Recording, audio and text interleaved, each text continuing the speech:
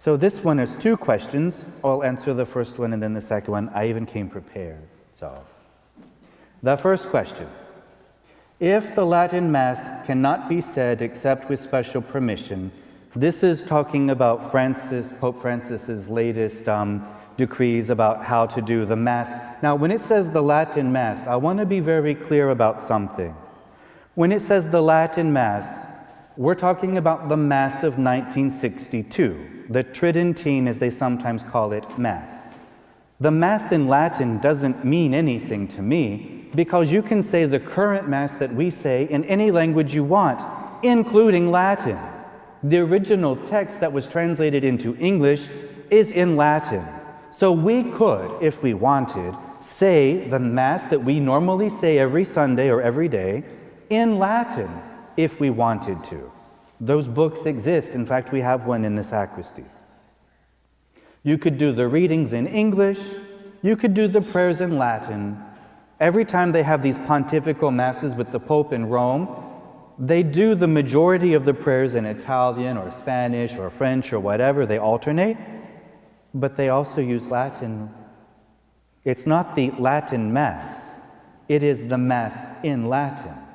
When this is saying the Latin Mass, it's referring to the Mass of 1962, the Mass before the new order of Mass, which is the one we currently use. So, making sure we make a distinction between the Latin language and the Latin Mass of 1962. There's a difference, okay? The Latin Mass cannot be said except with special permission. That is true because of what Pope Francis said in these last few months. If the Latin Mass can't be said except with special permission, why is Latin, the language, used sometimes during our Mass, like during the Lamb of God sequence? Many parishioners don't understand Latin and don't know what to say. Latin is not in the prayer books, even though they should know what it means. Again, the distinction between the Latin Mass of 1962 and the Latin language, which is different. Which is why I came prepared. See, I like to read these questions so that I can do this. So what I'm reading you is not the whole thing. These are excerpts from the Constitution on the Sacred Liturgy of the Second Vatican Council, Sacrosanctum Concilium, solemnly promulgated by His Holiness Pope Paul VI on December 4th, 1963. This is the document from Vatican II talking about the liturgy. So this is Vatican II. This is not someone's interpretation of Vatican II. This is the actual document from the Second Vatican Council telling us what we are supposed to do. And what does it say? In number 36, particular law remaining in force, the use of the Latin language is to be preserved in the Latin rites. What does that mean? The Latin language is to be preserved. It means you're supposed to keep it, not get rid of it all. Number 54 of the same document. In masses which are celebrated with the people, a suitable place may be allotted to their mother tongue. English in our case. This is to apply in the first place to the readings and the common prayer being the intercessions, but also as local conditions may warrant to those parts which pertain to the people according to the norms laid down in Article 36, which I just read to you. Nevertheless, steps should be taken that the faithful may also be able to say or to sing together in Latin those parts of the ordinary of the Mass which pertain to them. What does that mean? Steps should be taken that the faithful may be able to say or sing together in Latin those parts of the ordinary of the Mass which pertain to the faithful. In other words, holy, holy, holy, Lamb of God who takes away the sins of the world. The Kyrie doesn't count. Do you know why the Kyrie doesn't count? The Lord have mercy at the beginning of Mass. Do you know why the Kyrie doesn't count with this? Because it's not Latin. It's Greek. Originally, when Masses were said back in the ancient days with Jesus' time, they were said in Greek. And at a certain time, when the Roman Empire was suddenly becoming Christian, they changed it from Greek to Latin. And a lot of people were very upset because, the only language acceptable to God is Greek. Everybody spoke Latin. They changed it from Greek to Latin so people could understand it. Sound familiar? Then they changed it to other languages so people can understand it, and Latin is the only language acceptable to God. Well, I'm not saying that we should do away with it. I am saying it should be preserved. It should be sprinkled in. It shouldn't be the whole thing in Latin. We should have a mix. But what does the Second Vatican Council tell us to do? Steps should be taken so that the faithful may also be able to say or sing together in Latin those parts of the ordinary of the Mass which pertain to the faithful, the responses. As a side note, not only the Mass, but the breviary, the liturgy, the hours, those prayers that we say, what does it say about that? What's the priests, the monks, and the nuns are supposed to say? Number 101 of the same document, in accordance with the centuries-old traditions of the Latin Rite, which, by the way, the Roman Catholic Church is the Latin Rite, the Latin language is to be retained by clerics in the divine office, but in individual cases, the ordinary, the bishop, or the superior, has the power of granting the use of the vernacular translation, English, to those clerics for whom the use of Latin constitutes a grave obstacle to their praying of the office properly. The vernacular version, the English version, however, must be one that is drawn up in accordance with Article 36, which we've already read. So even in the prayers of the priest, it says, Vatican II says, according to the centuries-old tradition, the Latin language is to be retained. Did it happen? No. I'm not criticizing anybody. I'm not saying that we should have done things differently. I'm only pointing out what the Vatican documents actually say. So when people say Vatican II got rid of Latin, Sacrosanctum Concilium, promulgated by Paul VI, says it's supposed to be kept, at least in parts. Here's a thought for you musicians out there. I thought I would throw this in for fun, because I like to stir in the chaos, you know me. Number 120 of Sacrosanctum Concilium, Vatican II says, in the Latin Church, the pipe organ is to be held in high esteem, for it is the traditional musical instrument which adds a wonderful splendor to the Church's ceremony and powerfully lifts up man's mind to God and to higher things. But other instruments also may be admitted for the use in divine worship with the knowledge and consent of the competent territorial authority, the bishop. This may be done, however, only on condition that the instruments are suitable or can be made suitable for sacred use, accord with the dignity of the temple, and truly contribute to the edification of the faithful. It says nothing about pianos. It says nothing about guitars. It says nothing about tambourines. It says nothing about maracas. It says nothing about harmonicas.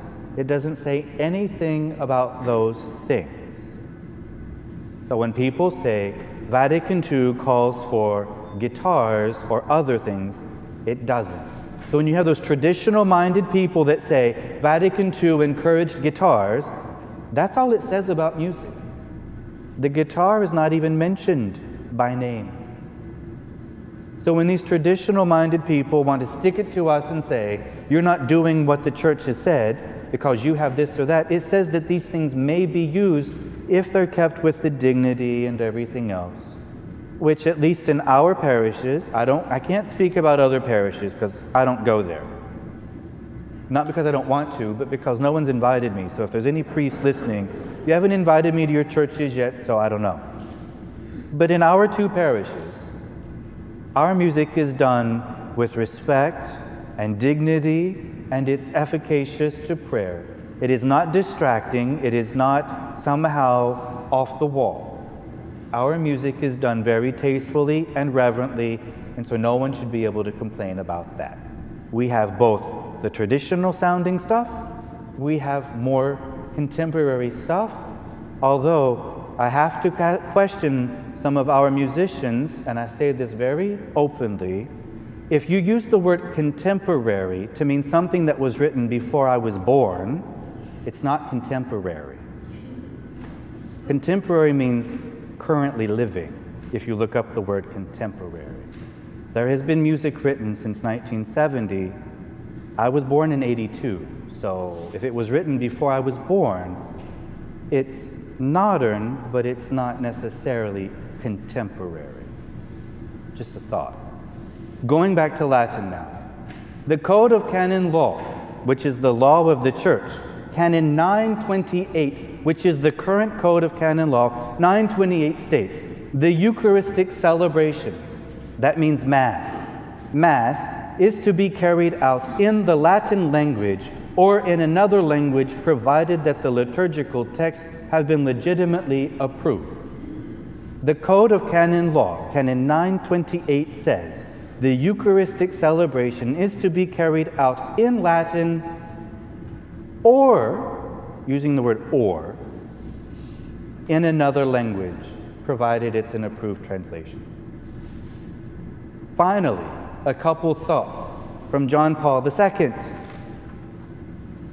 John Paul II said, the Roman Church has special obligations toward Latin, the language, not the Latin Mass of 1962.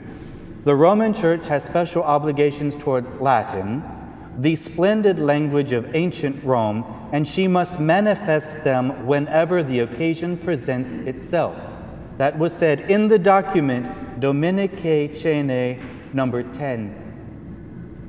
Pope Benedict XVI, in his Sacramentum Caritatis, number 62, it's a document, he says, quote, speaking more generally, I ask that future priests from their time in the seminary receive the preparation needed to understand and to celebrate Mass in Latin.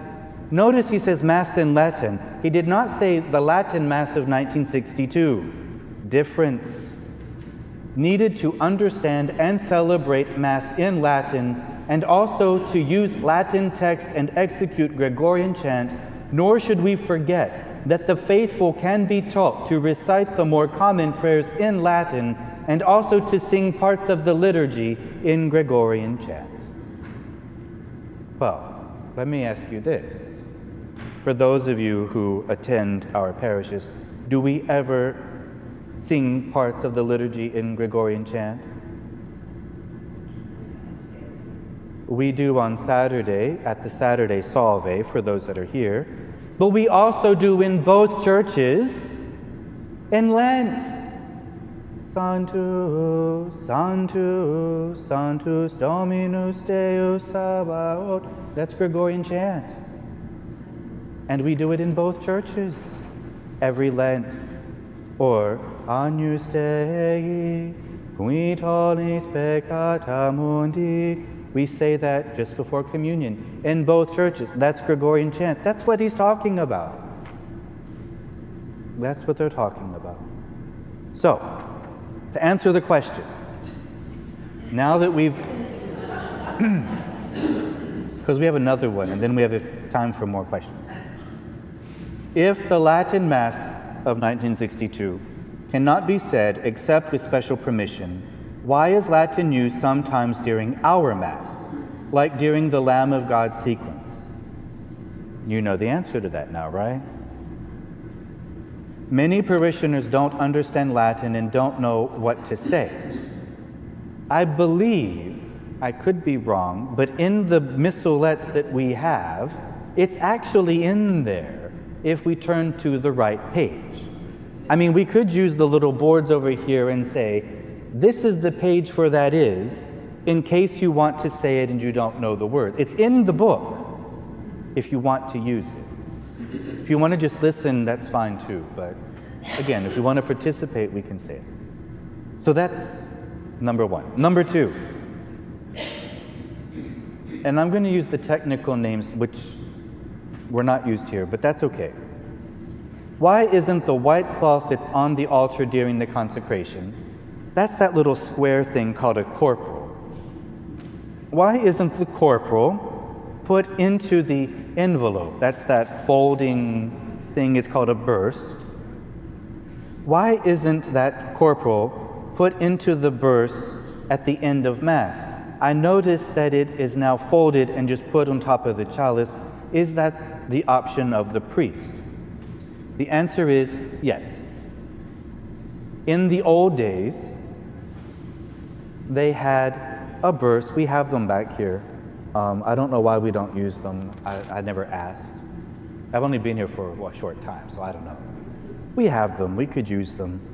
You would put the corporal inside, and at the beginning of Mass, at St. Bridget's, we still do it. So you take it off the top, you pull the corporal out, then you set it on the altar, you unfold it, and then you continue the rest of the service. And at the end, you fold up the corporal, you put it inside, and then you place it on top. That's one option. The other option is fold it up and put it away. There's a third option, which is leave the corporal on the altar at all times. It doesn't have to be folded up and taken away. So, those are the three options. It is the priest's choice. I personally have no preference. I don't care. If I fold it up and it goes on top of the chalice, fold it up, it goes inside the burse, or leave it on the altar. I've done all three in different places where I've helped to serve Mass. Each parish does it a little differently. Personally, it doesn't bother me. And it shouldn't bother you guys either. All three options are acceptable, and as long as they happen, that's all that matters. But it is the option, and that's that. So, that's all of the questions. We have a whole 7 minutes. If anybody has any questions. I just have a question going back to what we just discussed. It seems to the only Jew, and it probably doesn't make any difference, but the Latin, like at Christmas time and during Lenten season, is that usually the two? I mean, it might be the choice of the church. It's the choice of the parish. Yeah, if the use of Latin, is it only at certain times like Lent or Christmas? We, as a community, sprinkle it in from time to time. And the reason for that is there are some people who love Latin, it's the only thing out there. And there are some people who absolutely abhor it, they can't stand it. So as a way of satisfying both, we sprinkle it in at times, but not so much that it drives people crazy. I mean, you should be able to appreciate both without having, oh, here we go again, as the response. So again, it doesn't have to be at any time particular. We just choose to sprinkle it in from time to time so that those who like it can have it, and those who don't like it aren't overwhelmed with it. It's a way of keeping peace.